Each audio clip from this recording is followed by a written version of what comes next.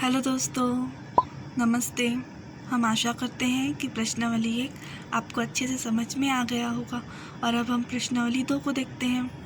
दोस्तों, प्रश्नावली 2 का पहला क्वेश्चन में हमें बताना है कि अ व ब दिए गए समीकरण के हल है या नहीं है। तो दोस्तों, अ में x और y का मान दिया है और ब में भी x और y का मान दिया है। और दोस्तों, हमें 4 समीकरण दिए गए हैं, 1 2 3 4। दोस्तों, हमें 4 समीकरण दिए गए हैं।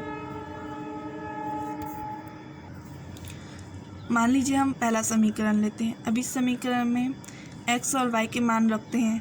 यदि बायां पक्ष और दायां पक्ष बराबर आते हैं तो अ समीकरण 1 के हल होंगे, और यदि बायां पक्ष और दायां पक्ष बराबर नहीं आते हैं तो अ समीकरण के हल नहीं होंगे।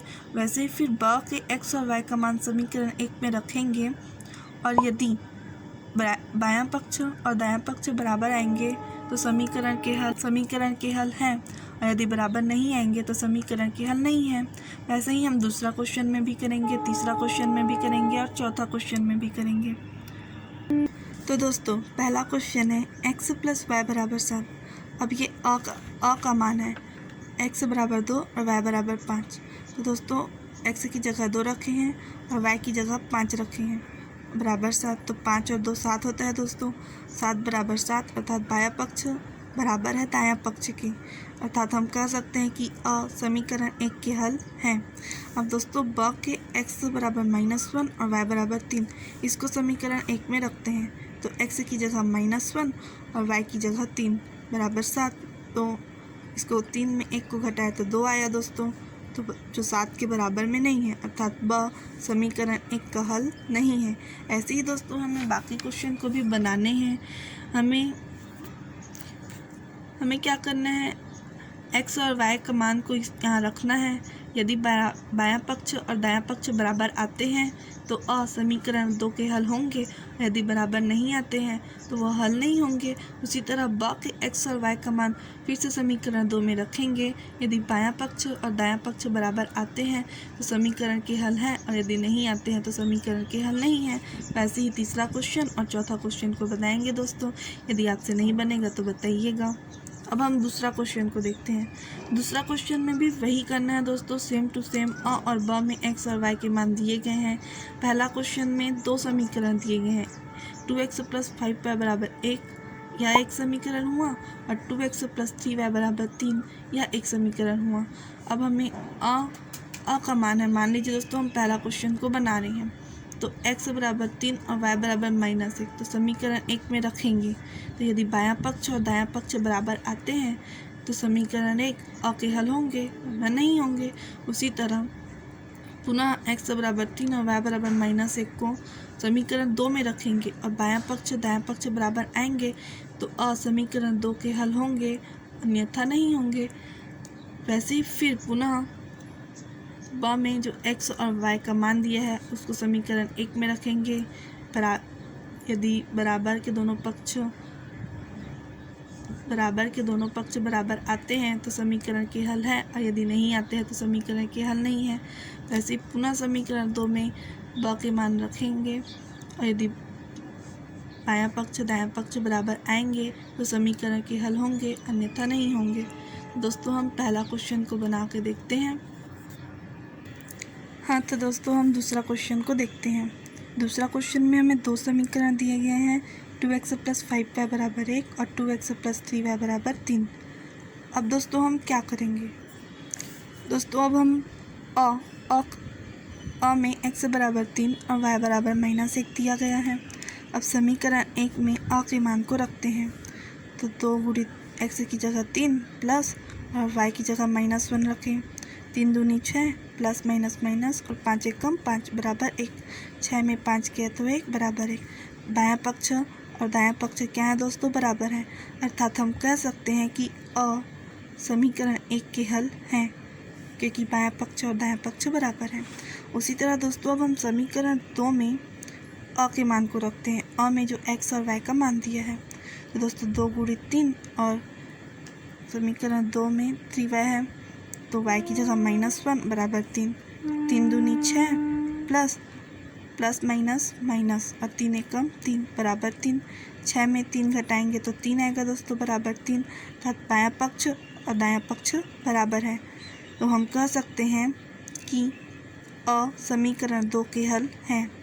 उसी तरह दोस्तों पुनः हम पता करेंगे कि ब समीकरण 1 और 2 के हल है या नहीं। तो ब में जो x और y दिया है उसको समीकरण 1 में रखेंगे तो 2 गुणित x की जगह 1/2 और y की जगह 1/3 मान को रखे दोस्तों। 2 और 2 कट गया तो बच गया 1, बीच में प्लस, गुणा में ऊपर के साथ ऊपर का गुणा होता है दोस्तों, ये किसी के साथ कट नहीं रहा इसलिए गुणा करेंगे तो 5 एकम 5/3 बराबर 1। तो दोस्तों अब हम तिर्यक गुणा करेंगे। 3 एकम 3 और 5 3 8, 8/3 बराबर 1। जब बायां पक्ष दायां पक्ष के बराबर नहीं है तो हम कह सकते हैं कि ब समीकरण 1 के हल नहीं है। उसी तरह समीकरण 2 में ब के मान को रखते हैं तो x की जगह 1/2 और y की जगह 1/3 रख दिए दोस्तों। 2 और 2 कट गया तो 1 बच गया और 3 और 3 कट गया तो भी 1 बच गया, बराबर 3 है दोस्तों। 1 और 1 को जोड़ेंगे तो 2 आएगा जो 3 के बराबर में नहीं है और बायां पक्ष बराबर नहीं है दायां पक्ष के। तो हम कह सकते हैं कि समीकरण 2 अर्थात ब समीकरण 2 के हल नहीं है। इसी तरह से दोस्तों आप दूसरा क्वेश्चन, तीसरा क्वेश्चन और चौथा क्वेश्चन को बनाने का प्रयास कीजिएगा। यदि आपसे नहीं बनेगा तो आप बताइएगा, आप मैसेज कीजिएगा, हम आपको बताएंगे। दोस्तों हमें समीकरण के हल है या नहीं इसका अर्थ यह है कि जो x और y का मान दिया है, यदि हम समीकरण में उस मान को रखते हैं और दोनों पक्ष बराबर हो जाते हैं तब समीकरण के हल हैं, और यदि बराबर नहीं होते हैं तो वो समीकरण के हल नहीं होते हैं। अब दोस्तों तीसरा क्वेश्चन में हमें समीकरण को हल करना है, अर्थात हमें x और y के मान को प्राप्त करना है। तो x और y के मान को प्राप्त करना है हमें। तो दोस्तों समीकरण को हल करने के लिए 3 विधि है। एक आलेख विधि होती है जिसको ग्राफ की सहायता से बनाते हैं, जिसको मैं आपको इस वीडियो में नहीं बता रही हूँ, और एक प्रतिस्थापन विधि है और विलोपन विधि है। दोस्तों प्रतिस्थापन विधि और विलोपन विधि का प्रयोग करके हम समीकरण को हल करना सीखेंगे। दोस्तों मैं आपको पहला क्वेश्चन बता रही हूँ। हाँ दोस्तों अब हम तीसरा क्वेश्चन देखते हैं। तो तीसरा क्वेश्चन में x माइनस वाई बराबर -1 माना वो पहला समीकरण है, और 3x माइनस 2y बराबर 12 दूसरा समीकरण है। दोस्तों मैं आपको इसी क्वेश्चन को प्रतिस्थापन विधि से भी बताऊंगी और विलोपन विधि से भी बताऊंगी, ताकि आपको प्रतिस्थापन विधि और विलोपन विधि क्लियर हो जाए। तो प्रतिस्थापन विधि में क्या होता है, हम आपको चर तो पता ही है, तो प्रतिस्थापन विधि में एक चर को पक्षांतर करते हैं और एक चर के मान को प्राप्त करते हैं। तो यहाँ हम x को रख दिए और माइनस वाई को y के बराबर के दाएं पक्ष में लाए तो माइनस वाई प्लस वाई हो गया और -1 है। इस तरह हमें समीकरण 3 प्राप्त हो गया। दोस्तों प्रतिस्थापन विधि यही होता है कि एक चर को पक्षांतर करते हैं और एक चर के मान को प्राप्त करते हैं, ताकि जो समीकरण बचा है उसमें जो चर प्राप्त हुआ है, जिस चर का मान उसकी जगह में रख सके। तो हमें x का मान प्राप्त हुआ है y-1, तो समीकरण 2 में हम x के मान को रखेंगे तो x की जगह हम y-1 रखेंगे, -2y है बराबर 12। अब हम गुणा करेंगे बोर्नमास के नियम के अनुसार। सबसे पहले हम गुणा करते हैं, तो 3 का y के साथ गुणा करेंगे तो 3y आएगा, और 3 का 1 के साथ गुणा करेंगे तो 3 आएगा, माइनस बीच में है ही दोस्तों, -2y बराबर 12। अब दोस्तों 3y में 2y को घटाएंगे तो y आएगा, बड़ी संख्या के सामने प्लस है इसीलिए प्लस, -3 रहेगा बराबर 12। -3 को हम जब बराबर के इधर लाएंगे तो वो +3 हो जाएगा और 12 3 15। इस तरह से दोस्तों हमें y का मान पता चल गया। अब दोस्तों हम क्या करेंगे, y के मान को समीकरण 3 में रख देंगे, x बराबर y-1। तो y की जगह y का मान हमें पता है दोस्तों, अभी हम निकाले हैं 15 आएगा, 15 में 1 घटाएंगे तो 14। इस तरह से दोस्तों हमें x और y के मान पता चल गए। दोस्तों समीकरण को हल करने का अर्थ यही होता है कि हमें x और y के मान को पता करना है। तो इस तरह से हमने प्रतिस्थापन विधि से x और y के मान को पता किया। अब हम विलोपन विधि से पता करेंगे। देखिए दोस्तों, विलोपन विधि में क्या होता है दोस्तों, विलोपन विधि में हम दो समीकरण दिए गए हैं।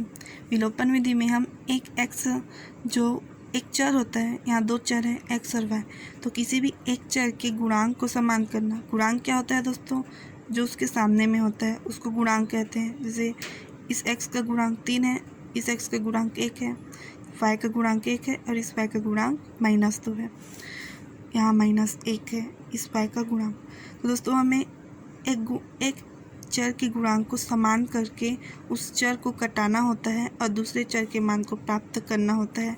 यही विलोपन विधि है। तो हम यहाँ x के गुणांक को समान करेंगे।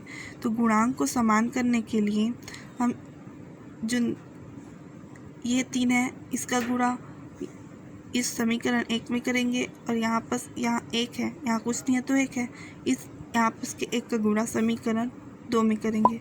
तो जब हम समीकरण 1 में समीकरण 2 के x के गुणांक 3 का गुणा करते हैं तो 3x - 3y बराबर -3 प्राप्त होता है। और जब हम समीकरण 2 में x के गुणांक समीकरण 2 में समीकरण 1 के x के गुणांक 1 का गुणा करते हैं तो 3x - 2y बराबर -12 आता है, 12 आता है दोस्तों, +12 आता है। अब हमें 3x प्राप्त हो गया। अब चूँकि चिन्ह समान होने के कारण हम चिन्ह का परिवर्तन करेंगे। तो जब हम नीचे के चिन्ह का परिवर्तन करते हैं तो पूरे समीकरण के चिन्ह का परिवर्तन करेंगे। तो ये प्लस माइनस हो जाएगा, माइनस प्लस हो जाएगा और प्लस माइनस हो जाएगा। प्लस माइनस होने के कारण ये कट गया दोस्तों। प्लस माइनस माइनस 3 में 2 गया तो 1 था, तो y 1 को नहीं लिखते दोस्तों, बड़ी संख्या के सामने माइनस है इसीलिए माइनस, माइनस माइनस प्लस, इसीलिए 12 में 3 को जोड़ेंगे तो 15 आएगा। बड़ी संख्या के सामने माइनस होने के कारण माइनस लिखेंगे। बराबर के दोनों पक्ष में चिन्ह समान होने के कारण चिन्ह हट जाएंगे दोस्तों, तो y बराबर 15 आ गया। अब दोस्तों y का मान हम समीकरण 1 में रख देंगे। तो x - y बराबर -1, x - y की जगह हम 15 रख दिए बराबर -1, -15 को पक्षांतर किए +15, प्लस माइनस माइनस 15 में 1 क्या 14, बड़ी संख्या के सामने प्लस है इसीलिए यहाँ प्लस है, तो x बराबर 14। दोस्तों चाहे किसी भी विधि से हल करें आंसर वही आएगा।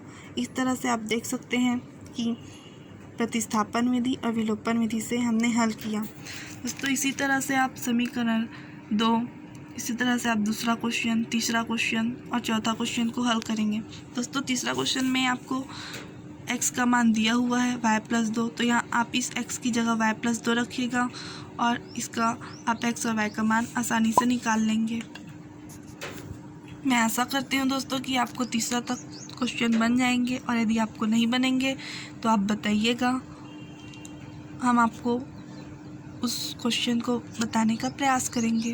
दोस्तों चौथा क्वेश्चन हम आपको अगले वीडियो में बता रहे हैं।